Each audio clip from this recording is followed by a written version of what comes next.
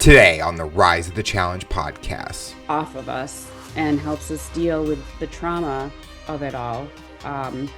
So it's easy for me to talk about now. I want to talk about the relationships I've been in so that I can help other people get out of them and to see that it is possible to heal and thrive afterwards, and just to know that it's our birth-given right to be happy and in healthy relationships and live peaceful lives, and anything less than that is just not acceptable.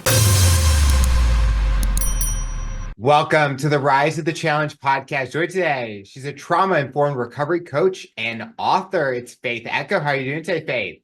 I'm good, thanks. How are you? Doing so good. We are so excited to have you on the show to talk about your rise to the challenge. What we like to do with all of our guests is go right to the beginning. Talk about where you're from and what you like doing growing up. I love to travel. I loved to horseback ride, to snorkel, and just to hang out with family and friends. Did you do the snorkeling, horseback riding while you were traveling? Kind of Yes. put them all three together? Yes, absolutely. Where were the places that you enjoyed traveling growing up? I loved anything in the Caribbean. So like Cancun or like the Bahamas, or I love the beach, and especially the clearer the water, the better. Was that something that your family all bonded while doing, or did you kind of do it like on your own with friends, like a friend's getaway? What kind of atmosphere was that for you? No, it was mainly with family. And then as I got older, it was with friends. But I have very fond childhood memories of traveling with my family. Is there one specific moment that you remember that will live on forever?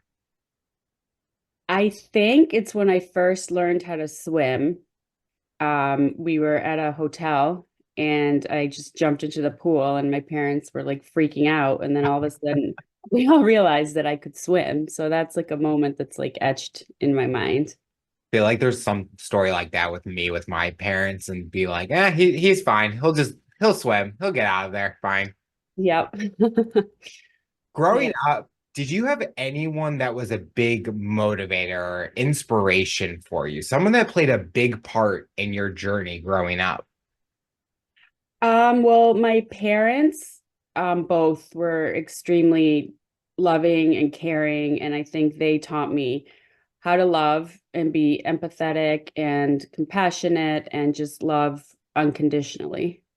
Is that something that you take to where you are today? Because did it kind of take a full circle? Do you still have that same inspiration that they gave you currently? Absolutely. Absolutely. I'm a huge empath and I'm a social worker, and that's definitely why I got into my career, is to help people and just care for them. And that's definitely still a part of who I am. That fun question we're asked growing up is, what is that dream job? What was that dream job for you? I wanted to be a dancer. Okay. I wanted to be Grisabella in Cats on Broadway. So that was always my plan. And I studied dance for many, many years. And then at some point, just life got in the way and I stopped doing it. I wish I had continued because I was very passionate about it, and I loved it. What specifically about Grisabelle or cats in general that was that inspiration performance? Well, that's the first play I ever saw. My parents took me to see it when I was little, and that just sort of like stayed in my brain, just how beautiful and graceful these cats were, and just how they could transform themselves in just this fantastical world. And it just looked so amazing to me, and that's always what I wanted to do. You mentioned studying dance. What education did that lead to? Where did you go? And kind of what was the big impact that you learned dance while in college? Definitely discipline, because I'd have to get up at like 6 in the morning and take those classes where like all my roommates would sleep in and party the night before. And part of me was a little bit jealous, but I knew that I had to just keep my discipline if I wanted to keep going with dance. Do you think that kind of hurt your college experience, was having that kind of difference in schedule between your roommates, your friends, while you're up, and then you had to go to bed early and not get to enjoy the late nights? Well, that's probably why I didn't continue my dance career. Halfway through college, I changed to psychology. So I did get to experience the fun stuff with my roommates and my college friends. Do you feel that you missed dance if you went on with it? Or currently, do you have that moment where you're like, man, I really want to put on the dance shoes again and kind of enjoy that item that was really big in my life? Yes, and I've considered going and taking dance lessons, and then I'm like, I'm 1,000 years old, and all these people are going to be like so much younger. And but yeah, I've considered it going back just for fun, obviously.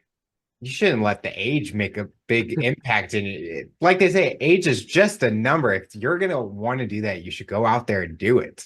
True. I agree. I agree.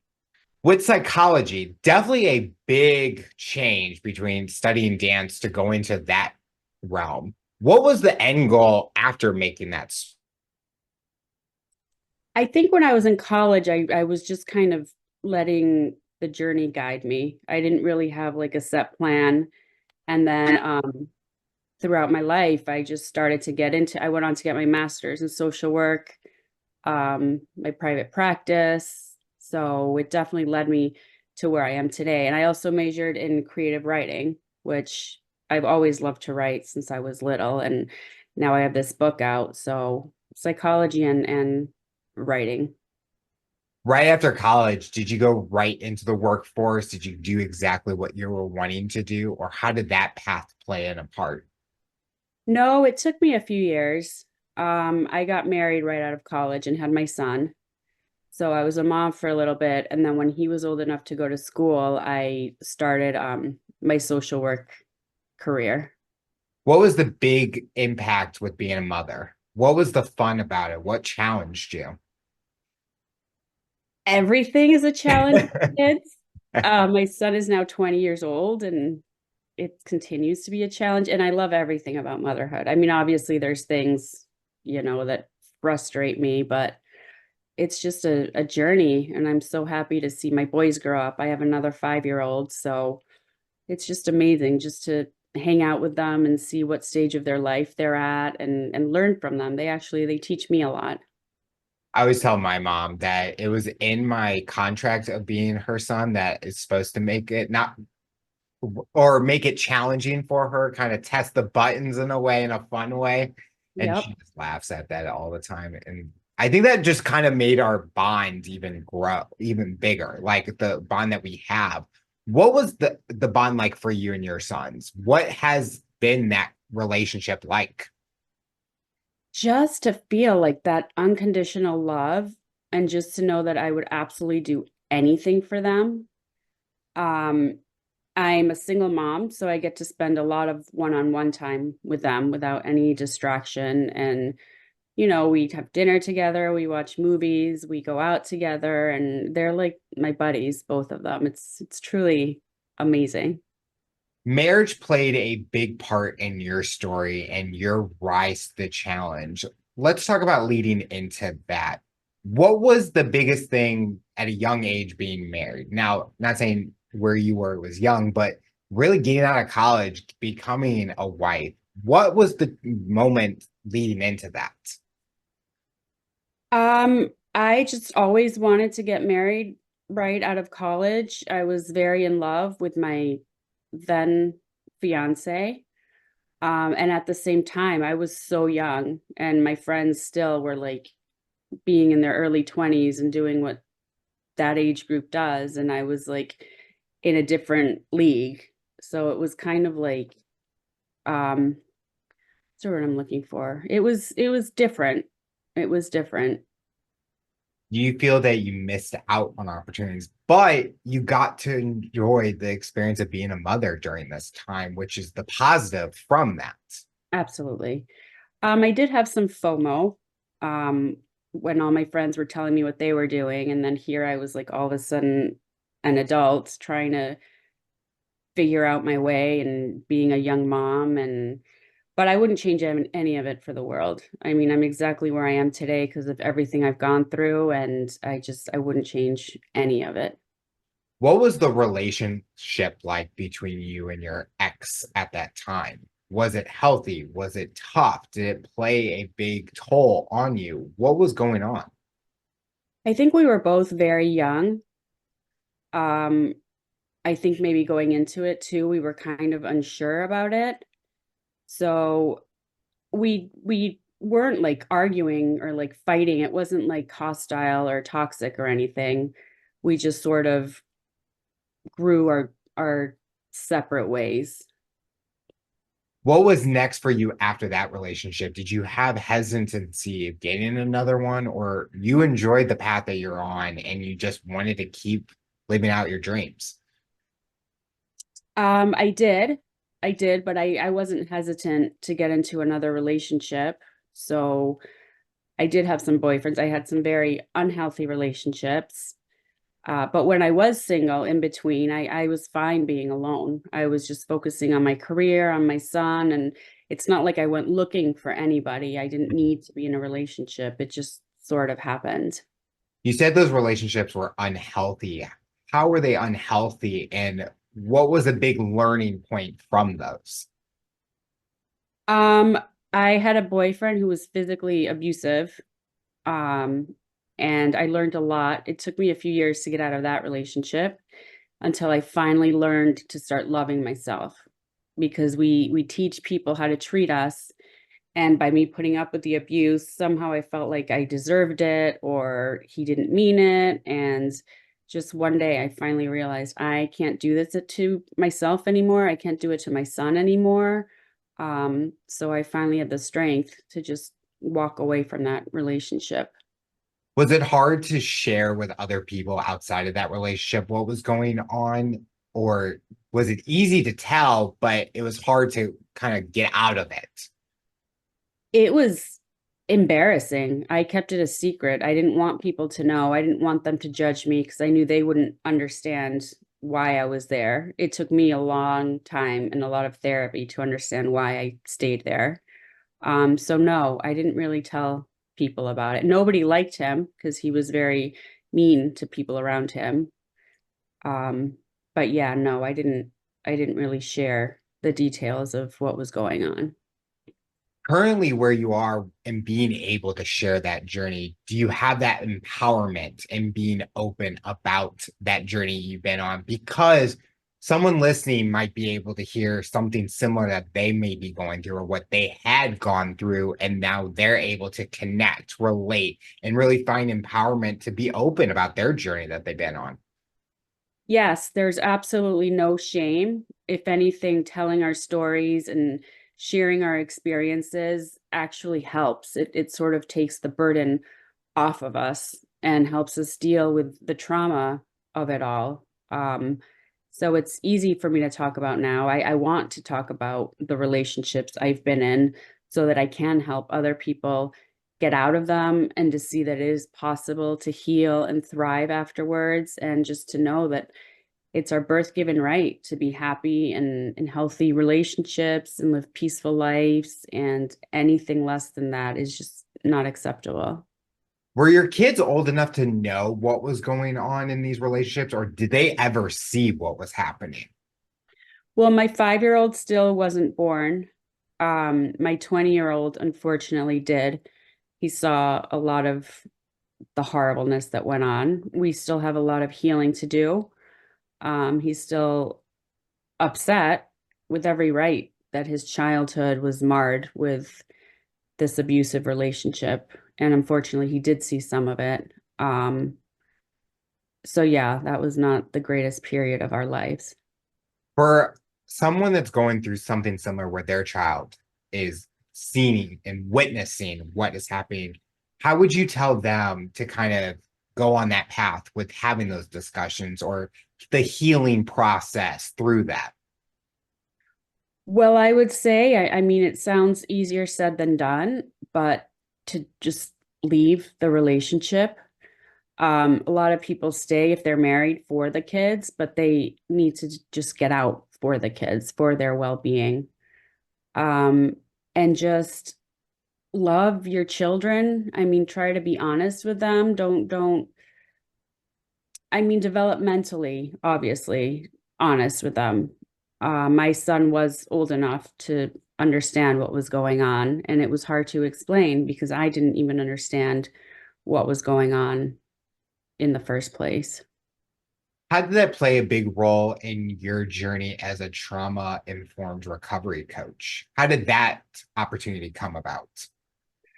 Well, just learning from my experience, and then just wanting to help other people to get out of the same experience and just know that it's not normal because we begin to normalize abuse and toxic words that are fed to us. We start to believe them, and when we can finally see the clear path and get out of it, um, that's when I was able to help people out of experience. Because if I hadn't experienced any of this, I obviously would not be able to help people.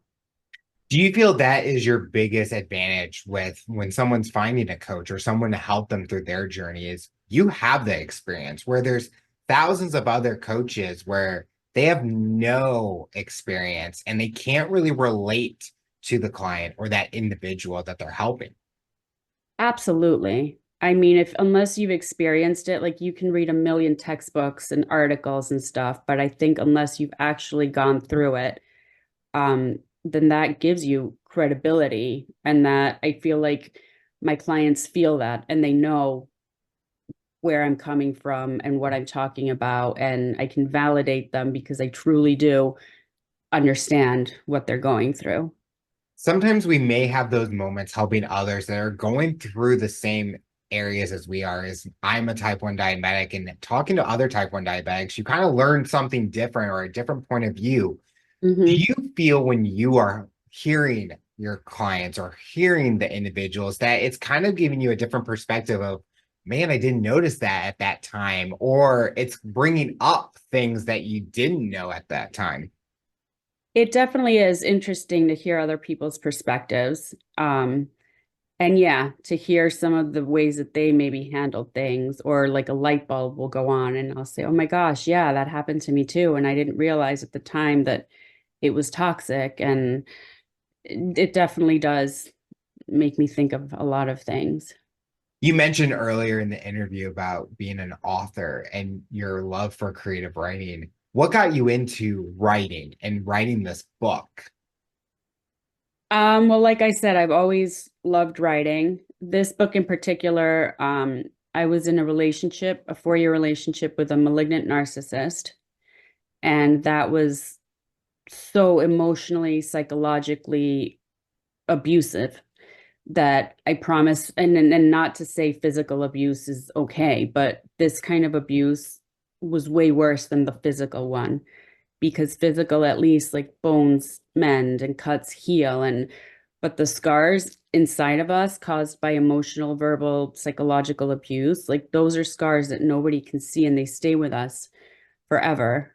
um it was a terrible period of my life. It actually ended in a restraining order, and I ended up leaving at 3 in the morning with my, he was then 3 years old. Um, so I had to write the story so that I could share it with other people, so that I can help other people because I didn't know what was going on for the first few years of my relationship. I thought I was crazy. I thought there was something wrong with me. And again, we normalize things. So I started to normalize the abuse, and I finally was able to get out of it. So I want my message shared so that people who are going through this know that it's not okay, that they're not at fault, and that they are strong enough to leave and survive and thrive. And again, be they're worthy of love and respect. So I needed to get my voice out there and be the voice for people who no longer have one. The scars that that relationship left for you, how has that played in your journey today? Do those scars really play a factor in everyday life, or have you been able to heal from those and it takes one step at a time? Well, I had post narcissistic stress disorder, which is like PTSD, really badly. Like I couldn't leave the house. I felt like I was being recorded because he recorded me for 4 years. I had to have groceries delivered. I couldn't sleep, like really, really terribly. Um, and I got into therapy and I did EMDR, which is eye movement desensitive, I can't ever say that word, reprocessing. And that really, really helped me because you follow the therapist's finger, and through bilateral stimulation, you're able to process the emotions and scan your body and see where we're still holding the trauma. And we're able to release it and see that the fears we have now are no longer threats. That was in the past. So that took me about 2 years, which really helped. And I'm doing so much better now. Every now and then I do get triggered, but I'm so much more capable now of letting the triggers go and healing. So it takes a while. Every day is a struggle. Some days are better than others. There are some days where I feel totally fine. I mean, it's sort of an up and down roller coaster.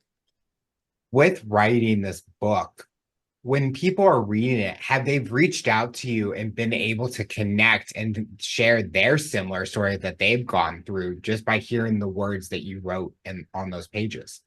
Absolutely.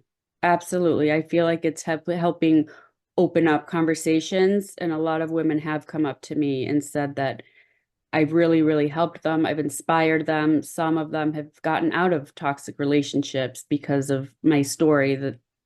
And I'm so happy because that was the whole purpose of writing this book, is to help other people get out of these situations. You kind of hit it right on the nose where some people write the book not for the financial aspect of it, but the impact that that book will make in people's lives and kind of have those people be more open about what they've gone through because they've maybe been in those shoes where they're afraid to share because they don't know what the repercussions are going to be. Do you feel that that has been the same journey as you? You kind of made it where that was the purpose. Has there been a moment where you're like, wow, this is what my calling has been for just by that one person that has shared? Absolutely. Absolutely. And when I was writing the book, I had to step away a lot of times because it was hard to go to those dark, ugly places. But I knew that I had to keep writing because even if I helped just one person, then it's all been worth it. Has writing this book give you an opportunity to maybe write more, write another book, or go in a different direction when writing a book? I'm actually writing a children's book. Okay. So that is totally the opposite direction. And that'll just be nice, light and fluffy writing. So that's my next project. Is there anything you can share on the theme of that children's book that you're going to be releasing?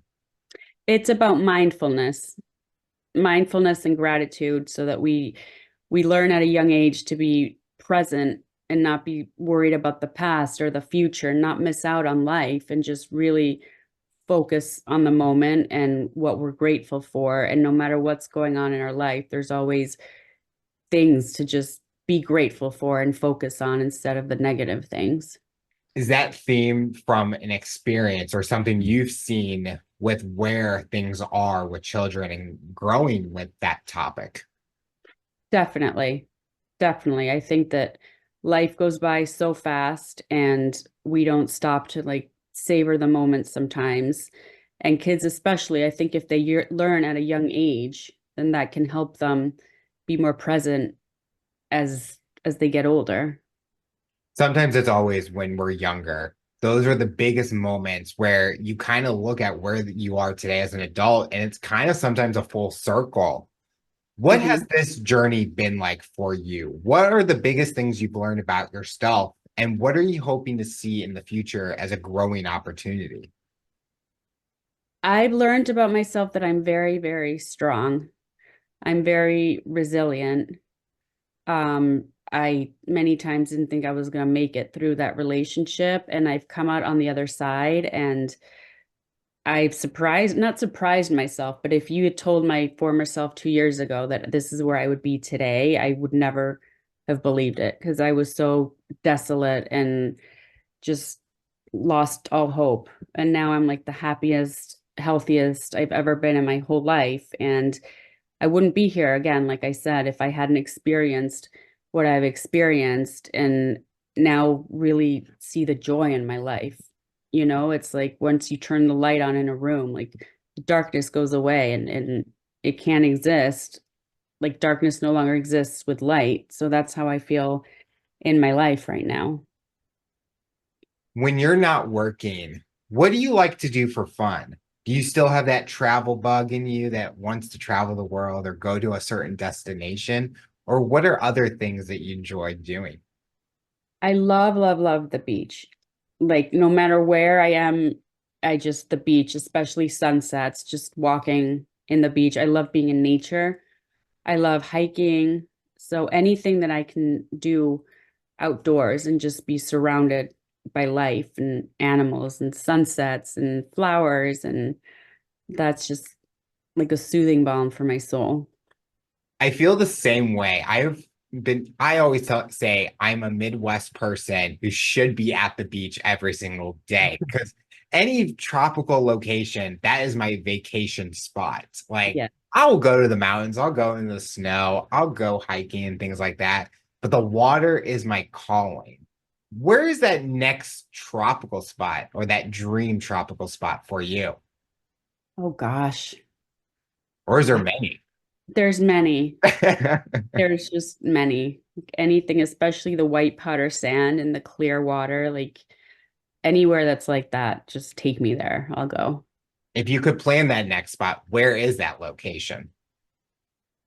Oh man. Um, a really good question. Santorini in Greece, Oh, I would love to go to. yes. I think that would be amazing. I keep getting ads for like Mykonos in Greece, Oh, and I'm yeah. like that is just a calling. I mean, you see the videos and you're like, Oh who my who gosh. created this? Like, who came up with this spot? Amazing. Yes, for sure. So The that would be fi- the final question I'll ask you for someone that's listening to this interview based on your journey and experience, what tips or advice would you give them to overcome obstacles, accomplish their goals, and rise to the challenge? just keep going. Like Churchill said, whenever you're going through hell, just keep going. Do not compromise yourself. Do not give up on yourself. Do not do anything that doesn't feel right and resonate. And just know that you're worth it and you can absolutely do whatever you put your mind to. And nobody should hold you back, especially in a toxic relationship. I mean, happiness is our right. And you can absolutely get there if you have faith and you don't ever give up on yourself. Well, Faith, I want to thank you so much for coming on the show and talking about your rise to the challenge. You're inspiring so many people, and we are excited to see what the future looks like for you. Thank you so much. And thank you so much for having me. Tune in next time to hear my next guest talk about their rise to the challenge. Remember to follow and subscribe on all major audio platforms, and make sure to subscribe to our YouTube channel to get a full-length episode in video format. What path do you take to accomplish your goals? You decide.